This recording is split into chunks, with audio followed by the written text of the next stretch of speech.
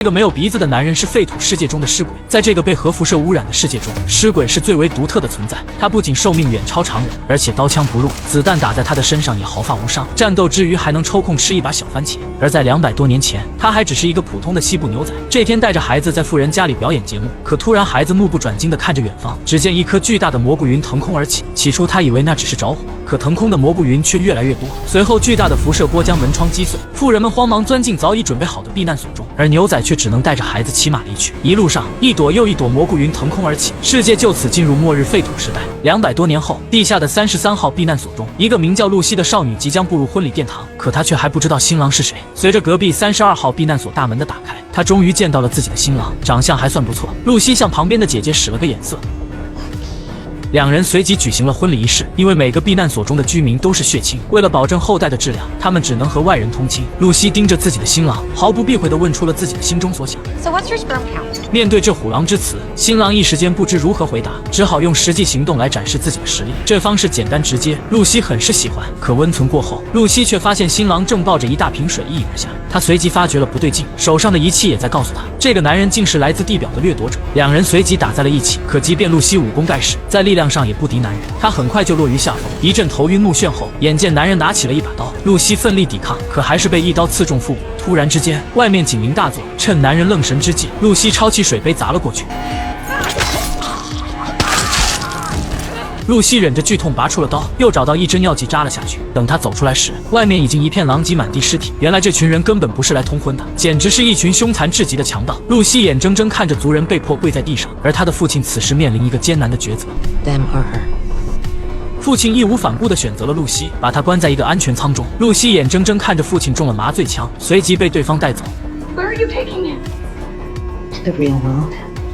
You should see it sometime. 为了找到父亲，在地下生活了20多年的露西决定勇敢地走出避难所。外面的阳光刺目耀眼，但她却毅然决然地迈了出去。随着身后33号大门的关闭，露西第一次踏上了这片地上废土，到处黄沙满地，一片废墟。和她在地下的生活简直两个世界。她在这片废土上漫无目的地走着，所到之处还没见过一个人影。一处房子内，露西见到了餐桌上风干的一家3口，显然他们已经死去多时。露西拿起桌上的一瓶毒药，上面写的避难所科技地计划。夜幕降临，露西点燃一处篝火，想靠着这点光亮和温暖给自己点安全感。可睡梦中突然惊醒，睁眼一看，竟是一只大狗吐着舌头看着自己，随后便扑向旁边的一只大蟑螂。露西惊魂未定，又突然发现一个眼镜男端坐在面前。男人告诉她，你不该在夜晚生火，因为火会吸引来蟑螂，而这里的蟑螂不仅从核爆炸中幸存下来，而且还发生了进化，甚至能将人吞下。露西说她是来找父亲的，可眼镜男却劝她赶紧回到避难所，地表可不适合她这样的傻白甜生存。说完便带着狗子离去。第二天，露西好不容易见到了一个人，他举着枪上前问路。男人穷得连条裤子都没有，而他此刻只想要点水喝。露西给他递上一瓶水，男人一口气喝下一滴也没剩。露西向他打听费城如何走，男人给他指了路，但却要露西留下，因为那里是个鬼都不去的地方，不如留下和他一起住。露西赶紧谢绝了他的好意，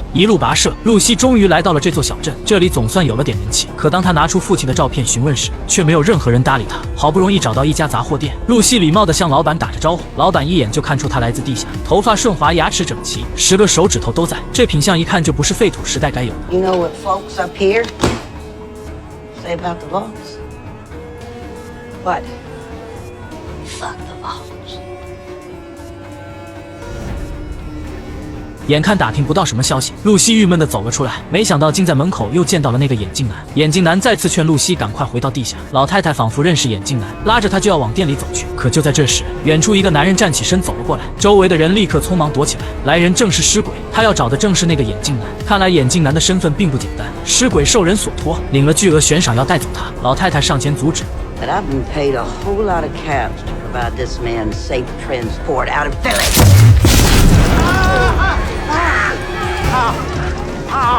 Change plans, I guess.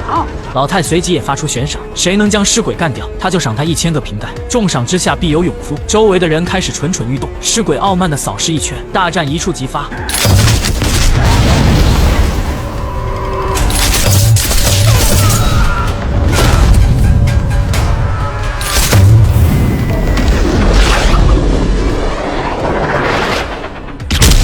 可这些人都没一个能打的，老太太也重伤在地。即便露西向她射出一枪，尸鬼依然面不改色。Well, now that is a very small drop in a very, very large bucket of drugs. She said stand down.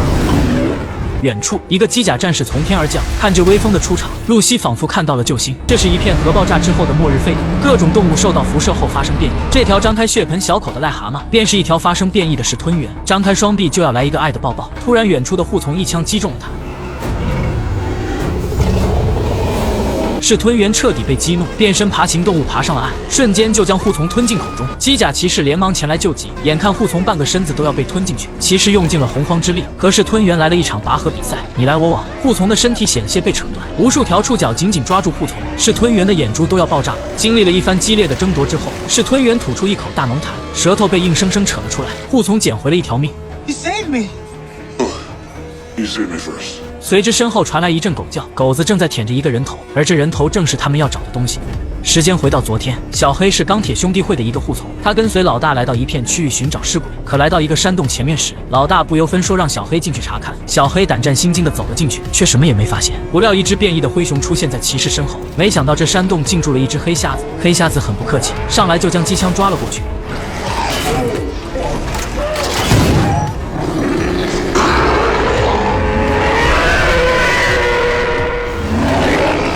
骑士打不过就往洞外跑去，可却被灰熊一下扑倒在地，随后便像玩玩具般把机甲甩来甩去。这小玩意儿还挺好玩。骑士不断向小黑求救，小黑眼疾手快，2枪将灰熊打死。他救了老大一命，没想到竟遭到他的谩骂。他把所有怒火都发在小黑身上。小黑本来想为他拿治疗针，可老大却骂他白痴，说他这个护从失职，回去后要将他吊起来，让秃鹰来啄食。听到这里，小黑顿时改变了主意，想到小时候第一次看到机甲骑士，他也有一个骑士梦。It is a knight's duty to better this fallen world. You don't deserve that armor. You think you do? 小黑就坐在旁边，静静等着老大停止呼吸。看着这套梦寐以求的盔甲，小黑慢慢爬了进去，一切如他所想，感觉好极了。他轻轻扔出一个石块，竟能扔到千里之外，再随意踢了一下脚，面前的断壁残垣瞬间倒塌，这感觉太棒了。他终于不用再当护从了，不禁在原地跳起了小舞。但他始终没忘记此次任务的目标，那就是抓到尸鬼。他如同踏着七彩祥云从天而降，把露西看得两眼冒星星。Knight Titus of the Brotherhood of Steel, stand down or be cut down. You gotta be fucking kidding me. 小黑上来就为露西挡了一枪，两人对视一眼，露西深深记住了他的盖世英雄。小黑受到了爱的鼓励，顿时信心倍增，上前对着尸鬼贴脸开大。尸鬼被一拳打飞，只好爬上塔楼。趁此时机，几人将眼镜男扶进屋里。老太要为他治疗断脚，就是这么简单粗暴，先将断肢处截掉，然后给他装上机械假肢。随后老太对露西说，他奉命要将眼镜男安全送到摩尔手上，可他现在身受重伤，这个任务就由露西完成。而露西的父亲正是被摩尔掳走，所以要想找到父亲，露西只能带着眼镜男去交换。 This is where you're gonna find Moldaver. She and her kind hole up across the shithole. What's the shithole? Well, just get to the coordinates. 趁着外面激战正酣，露西扶着眼镜男偷偷溜走。小黑收到露西的眼神鼓励，当即上前牵制住尸鬼。可由于他还是新手，驾驭机甲不太熟练，竟然一只脚卡在了地板里面，怎么也拔不出来。尸鬼这下硬气了，站起身来对着小黑一顿讥讽。眼见打不过了，小黑想飞起来趁此逃走，没曾想尸鬼并不打算放过他，扔出吊钩正好将他勾住。露西还没走远，正巧看见小黑在天上被甩来甩去，不明所以的露西还以为他在甩来甩去。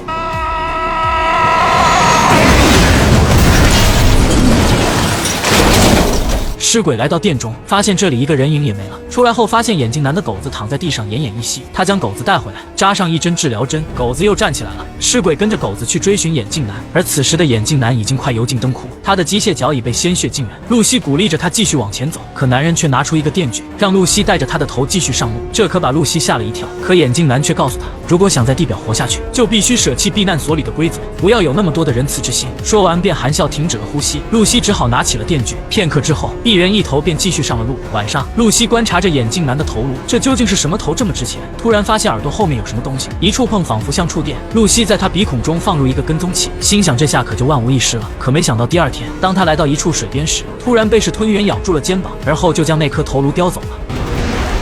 女主露西被尸鬼绑架，尸鬼为了换取药品，将露西卖给了一家黑市。在此之前，露西因为想要逃跑，被尸鬼抓回来后，将她的一根手指收割，算是给她一点教训。露西眼看小命被尸鬼拿捏，只能乖乖朝着黑市走去。尸鬼要用她来换60瓶药物，可当露西刚刚走进去时，尸鬼就支持不住晕倒在了地上。接待露西的是一个机器人，这机器人还挺好心，看到露西的断指，主动要为她接上新手指，然后在库存中一顿扒拉。还好露西断的不是大拇指，因为大拇指此刻缺火，机器人犹如在是画图，咔嚓几下就给露西接上了心纸。然而露西感激的话语刚说完，机器人的话就给了她当头一棒。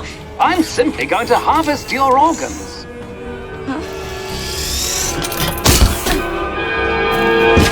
露西从昏迷中醒来，仿佛回到了地下避难所，但睁眼一瞅，一边的透明柜子里关了可怜的尸鬼，嘴里还不断向他祈求着什么。露西被带到2个买家面前，买家随即下达命令，马上动手。机器人听话照办，将露西推到手术室中。露西拼命恳求放过自己，但机器人安慰她不要慌，只需咔嚓咔嚓几下就完事，因为它的名字就叫咔嚓。锋利的切割机朝着露西就对了过来，露西顿时小宇宙爆发，一脚踢向机器人，再晚一步，被割开的就是他的脑袋。咔嚓对他还是紧追不舍。露西看了一眼四周，眼疾手快拿起了除颤器，一顿火花带闪电，机器人成功短路。露西看着桌上的药品，拿起了一瓶下水道清洁剂，然后劫持着咔嚓来到2个男人面前。这俩哥们顿时无语住了，这女人不会是傻子吧？竟然把机器人当人质。但露西告诉他们，她在咔嚓的注射管里注入了清洁剂，清洁剂的毒性有多大不必多说。有了这个生化武器，男人只能答应放她走。但露西却说不仅要放了他，还要放了这里关的所有人。男人只好按下开关，被关的尸鬼赶忙跑了出来，还有人对露西表达了感谢。Hey, thank you. 露西大受鼓舞，感觉自己正在拯救苍生。可看到还有人没被放出时，她愤怒地命令男人将所有人都放。可男人犹豫着说 Lady, those ones you don't understand. 看到露西是来真的，男人只好打开了所有柜门，随后害怕地往后缩了缩。Don't be scared. You're free. 可他不知道的是，剩下这些全都是极其残暴的狂尸鬼。露西傻眼了，狂尸鬼疯狂地朝他们冲过来。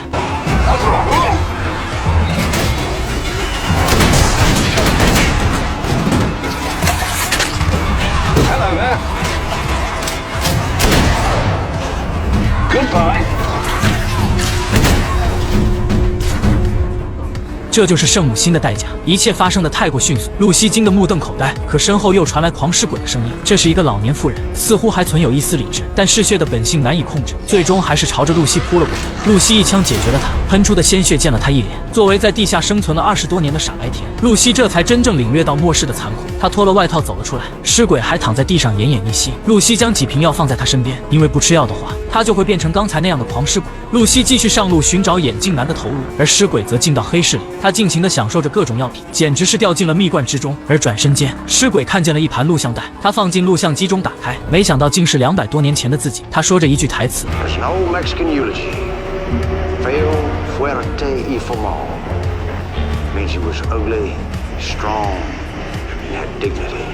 他看着以前的自己，不禁若有所思，仿佛那都是前世的事。当看到受辐射变异的巨型蟑螂时，露西淡定地砰砰开枪，甚至还对着蟑螂补上几脚。而机甲里正是他的救命恩人小黑。没人知道小黑这一晚是如何过来的。露西再晚来一步，他就要被憋死了。昨天晚上，小黑的护从为了表忠心，让小黑在他背上烙上 T 字烙印。这烤肉的滋味无比酸爽。见护从如此忠心耿耿，小黑直接跟他摊牌了，表示自己是偷偷穿了前主人的机甲。没想到护从当即和他翻了脸，要回去向钢铁兄弟汇报告。两人打斗时，护从的脚被机甲踩伤，却没耽误他灵活走位。一个猴子偷桃抢走了机甲的聚变核心，机甲电源关闭，进入待机模式。护从却带着眼镜男的头颅扬长而去。小黑就这么被困了一晚上。好在有露西的及时出现，但见识了人间险恶的露西并不打算放他出来。他已经不敢相信任何人，可说着却突然呕吐起来。小黑意识到他是喝了核废水导致的中毒，便说自己的袖子里有治疗的药，只要露西放他出来就把药给他。再三思量下，露西最终将小黑放了出来，小黑这才捡了一条命。可露西却突然晕了过去，小黑给他注射了药物，露西慢慢苏醒过来。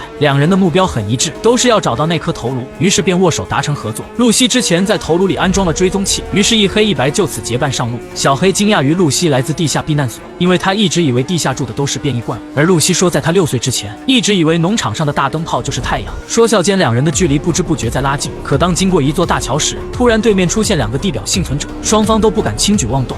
You armed? No! Yes, we are. Are you armed? No. We're just gonna walk on by. Is that okay with you? It's fine! 可双方还是不敢迈出第一步，眼看僵持下去也不是办法。这时露西提出一个建议，不如大路朝天各走一边，数到3一起举起手，慢慢移动经过彼此。可就在靠近之时，对面女人看上了露西手腕上的仪器，不禁露出贪婪的笑容。还好小黑早就有所准备。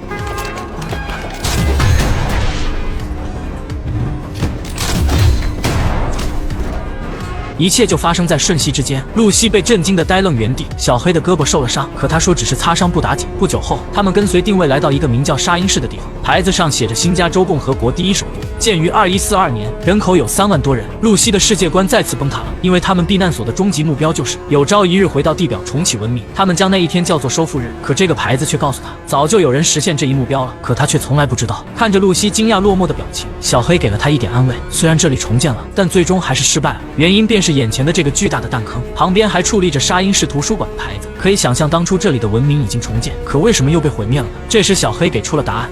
Everyone wants to save the world, they disagree on how. I wonder if anyone survived. I did. 原来小黑当年藏在了冰箱里，才躲过了核弹爆炸。他走出来时，周围已是一片废墟，然后便被机甲骑士带回了兄弟会。此时露西注意到小黑的异常，他的伤口开始恶化了，必须要找地方治疗。两人来到一处废弃的医学实验室，尽管里面可能会有危险，但露西还是义无反顾地闯了进去。担心露西的安危，小黑也走了进去。这里灯光闪烁，无比诡异，却没发现露西的身影。他打开一扇门走了进去，却发现里面的门把手竟然是假的。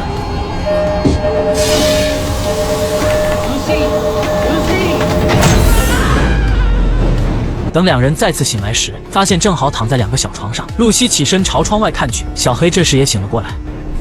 What is this place? You're in the best place in the world. 4号避难所中竟然有一只变异的石吞元，瓶子里还存放着各种人体器官。露西一阵寒意涌上心头，随手打开录像机，里面竟播放着一个孕妇水下产子的过程，水中还游动着不明生物，正在啃食孕妇的身体。露西顿感不妙，这诡异的4号避难所到底有什么秘密？时间回到昨天，露西和小黑意外来到这处避难所，这里的人友好而热情，不但给小黑治疗了伤口，还让露西和小黑安心在这里住下。但为了防止他们携带了有害物质，两人被安排在隔离区待上几个小时。露西欣然答应，于是两人开始了大眼瞪小眼。眼见无事可干，露西提出不如来一场双人游戏，但小黑却表现得不是很情愿，因为他害怕会让身体的某个部位不舒服。见此，露西也不好强求。几个小时的隔离过后，两人被放了出来，露西终于能吃上一顿饱饭，小黑却依然心心念念要去找那个头。露西让他先在这里养好伤。小黑第一次被女孩牵手，心里不免有点害羞。就在这时，女助理向他们介绍了这里的监管人，竟是一个独眼大叔，一只眼睛炯炯有神。大叔态度很是友好，但提醒他们一定要远离12层。露西满心疑惑，再看向周围，突然发现对面有个大叔额头上长了鼻子。不仅如此，这里还有眼冒蓝光、下巴长满鲶鱼须的女人。为了打探更多消息，露西主动找到独眼大叔。大叔貌似有点近视眼，但戴上眼镜却依然念错露西的名字。Nope, it says Goosey. 看在无条件接纳自己的份上，露西不跟他计较名字了。大叔说他很久没见过天生的避难所居民了，因为这里经常要接收地表居民，大多都是沙因市的人。虽然他不是很乐意，但没办法，祖上规定的传统就是如此。露西问了最后一个问题 What's on level 12 and why can't we go there? We don't talk about that. What's the matter with you? Sorry, I You should go now. I only wanted to. Goodbye, Goosey. 说完，大叔便将露西赶了出去。小黑看着自己的机甲被带来，很是开心。可转念又想到聚变核心没了，那这副机甲就只是一堆废铜烂铁。小黑不由心生一计，跑去偷避难所的聚变核心。就在他快要得手之时，不出意外的被人抓个正着。但女人却并没有为难他，反而给他塞上了糖衣炮弹。 How about you sleep in a room of your own tonight? Have a hot shower.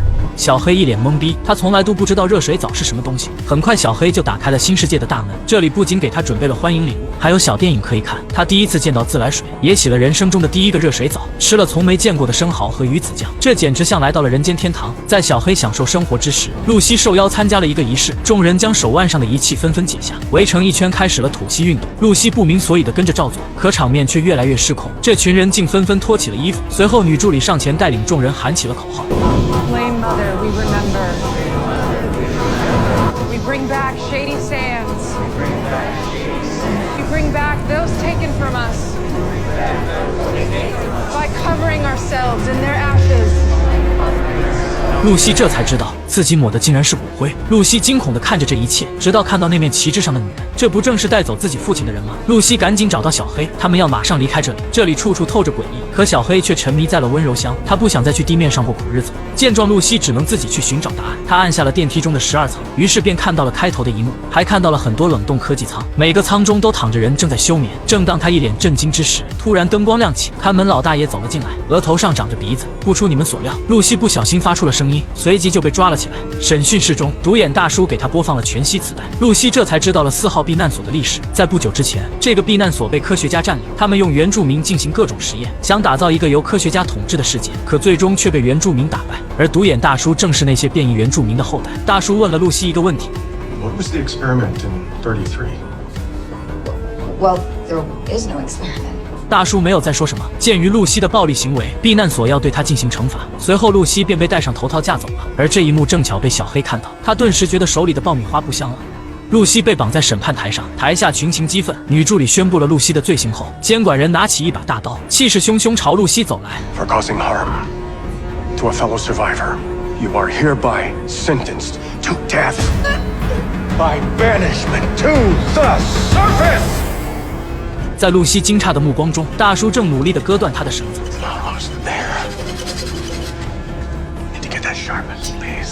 大叔用尽9牛2虎之力，终于掰断了露西的绳子。台下顿时一片欢欣鼓舞。然而这还没完，大叔还免费赠送他2个州的补给品，这是哪门子的惩罚呀？露西临走时还有个不情之请，他想让小黑继续待在这里，殊不知小黑正在悄咪咪偷取聚变核心。随后便雄赳赳两人坐电梯来到了地表，可露西却让他把聚变核心送回去。没有聚变核心，避难所的备用电源支撑不了几天。在露西的劝说下，小黑最终还是妥协了。他从机甲中取出聚变核心，交给了露西。小黑留恋地看了眼身后的机甲，又跟上了露西的脚。男人拔出贯穿脖子的利剑，可血浆喷涌的场面并没有出现，而伤口也马不停蹄地迅速愈合。这诡异的一幕把他自己都吓到了。I think you might be a ghoul. 男人这才想起来，之前为了治疗被机甲踩烂的左脚，他用机甲的聚变核心换了一瓶药水。This elixir I have concocted heals all. 他抢过来喝了一口，结果差点没把他呛死。但奇迹真的发生了，他那已经见白骨的左脚正在愈合。Oh shit! Oh shit!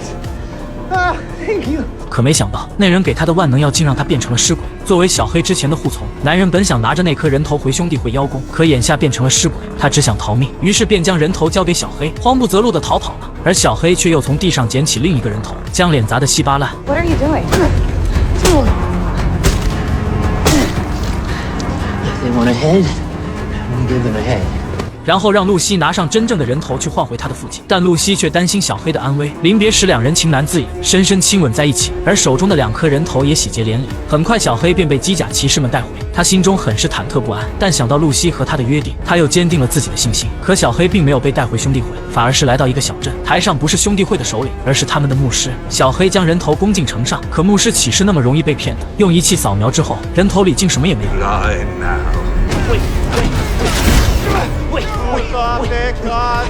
Please listen to me. I can get you the real head. 眼看小黑命悬一线，牧师身边的人也开始为小黑求情。最终，牧师大手一挥，小黑捡回了一条命。随后，牧师便开始给小黑洗脑，他并没有责怪小黑偷了前主人的机甲。And yet power is taken, not given. A lesson you seem to have learned. 牧师向小黑许下承诺，只要小黑能带他们找到人头，他便让小黑成为真正的骑士，然后创建新的兄弟会。不得不说，牧师很懂人心，他知道小黑一生都在寻找一个家。Build one with me. 另一边，露西根据追踪器终于到达了目的地，这里和外面的废土世界完全不同，有农作物也有集市，尸鬼也和普通人和平相处。最终，露西被送到了一个大殿之中，她见到了多日前被掳走的父亲，正被关在一个巨大的鸟笼子里。Lucy. Dad. 露西刚要上前，却被2个士兵拦住。父亲显然受了不少折磨，见到女儿也非常激动。Welcome. 这个女人正是传说中的火焰之母，名叫摩尔，而旁边还有一具断了右臂的尸鬼，正在龇牙咧嘴地说着什么。摩尔客气地请露西在桌旁坐下。露西说她本想在人脑里塞上炸弹，把这里的人全都炸死，但她从小受到的教育让她无法这么做，她还是希望和平解决此事。说着便把人头交给了摩尔，同时希望对方遵守承诺，把父亲放了。摩尔将针头扎进人头中，很快便取出了那枚蓝莹莹的东西。露西并不知道这东西到底是什么，竟能让各方势力争相抢夺。此刻她只想带着父亲回家，可摩尔却问了她一个问题。What if I tell you how I know your father?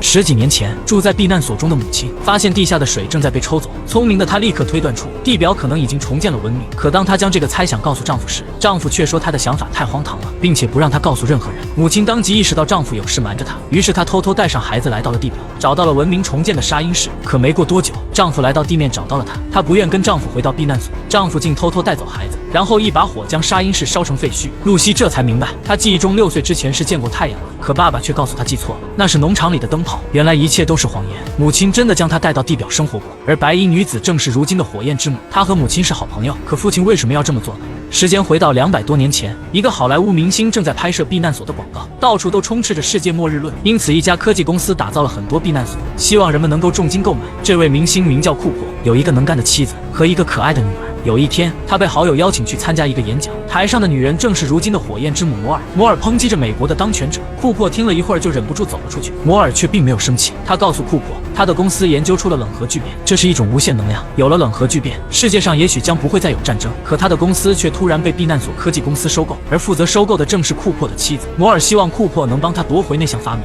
于是交给库珀一个监听设备。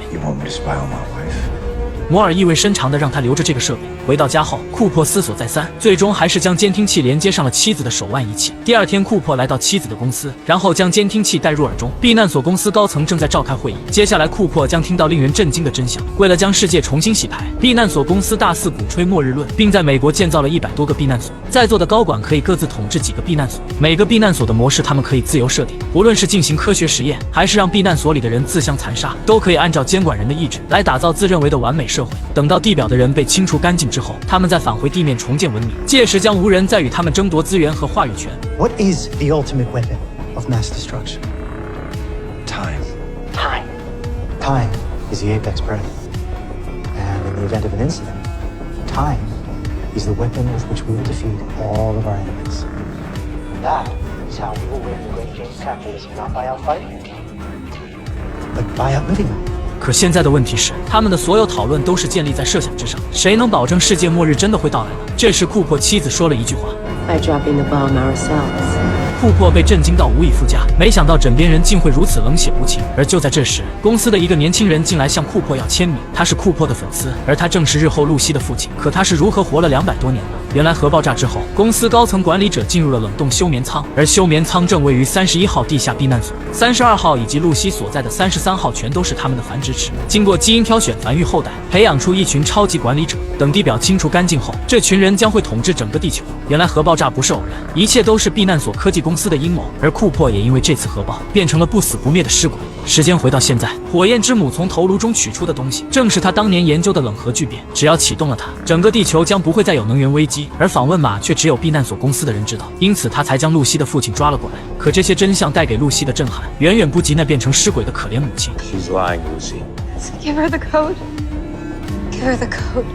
父亲在键盘上按下了访问码，冷核聚变开始启动，很快便准备就绪。可就在这时，一阵警报声突然响起，原来是兄弟会的机甲骑士来了，巨大的火力朝着营地袭来。火焰之母带领众人前来抵抗，又一场战争爆发，小黑也身在其中。 If the problem with the world is factions, endlessly fighting endlessly at war, then what is the solution but to get rid of the factions? To make the world us, only ours to shape. 父亲不停地给露西洗着脑，而机甲骑士很快就攻陷了这里。可突然一声口哨声传来，原来是尸鬼库珀。他以前参战时也穿过这种机甲，深知这种机甲的缺陷就在胸板的下方。 I wonder if they fix that in this new model.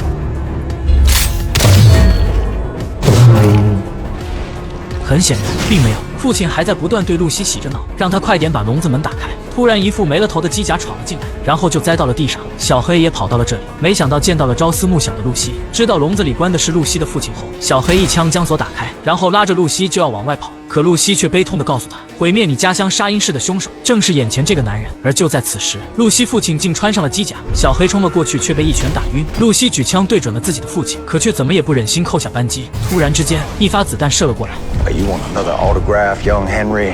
正是尸鬼库珀。200多年来，他一直想要得到一个答案。 Where's my fucking family? 尸鬼饶了他一命，因为他想跟踪找到幕后的大人物。露西急切地喊着小黑，但他依然昏迷不醒。尸鬼邀请露西和他一起离开，一起去寻找真正的答案。露西愤恨地看着地上的枪，随即举枪发射。他要在临走之前送母亲一个解脱。露西深情地和小黑吻别之后，毅然决然地跟着尸鬼走了。不知过了多久，小黑终于醒了过来，正在寻找露西之时，发现火焰之母受伤回来了。他用最后的力气按下了冷核聚变的激活开关。 然后来到露西母亲身边，拉起她的手，一起看向远方逐渐亮起的灯光。他的梦想实现了，无限能源终于被激活了，他也满足地闭上眼睛。这时，小黑的同伴突围进来。You killed her. 但同伴依然举起小黑的手。 All hail Maximus! That shall be night hereafter! All hail Maximus! 故事的最后，露西跟随尸鬼踏上了征程，眼镜男的狗子也跟了上去。远处的山上亮起了好莱坞的牌子。剧中还有很多情节没有交代，比如尸鬼库珀的妻子和女儿在哪里，火焰之母是如何活了200多年，无限能源启动后，这个世界又将建立什么样的新秩序呢？剧里还有一条线我没剪，那就是露西的弟弟发现了避难所的密码。推荐小伙伴们去看一下原片，毕竟很多细节和只可意会之处，还需从原片中才能体会到。让我们一起期待辐射第2季。 War never changes.